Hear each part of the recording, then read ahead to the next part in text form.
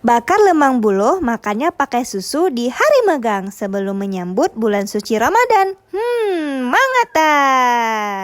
Halo teman-teman, sebelum besok kita memulai megang dengan daging, hari ini kita mulai dulu dengan lemang. Ternyata olahan lemang itu banyak banget guys. Dan salah satunya ini dia, lemang buluh namanya. Yaitu beras ketan yang sudah dicampur dengan santan, garam dan juga gula. Kemudian dimasukkan ke dalam bambu, yang bambu di dalamnya sudah dilapisi daun pisang. Kemudian langsung dibakar seperti ini. Proses pembakarannya membutuhkan waktu 2-3 jam. Atau mungkin bisa lebih, pokoknya sampai dia matang. Nah ini dia lemang buluh yang sudah matang. Lemang buluh ini biasanya kita makan dengan durian, tapai, kelapa parut dan lain sebagainya. Tapi hari ini kami makannya dengan menggunakan susu kental manis. Tanpa menggunakan susu pun aku coba yang original. Ini pun udah enak banget, ada rasa lemak dari santannya, gurih dari ketannya. Apalagi kalau dimakan dengan susu begini guys, lemak mabuk.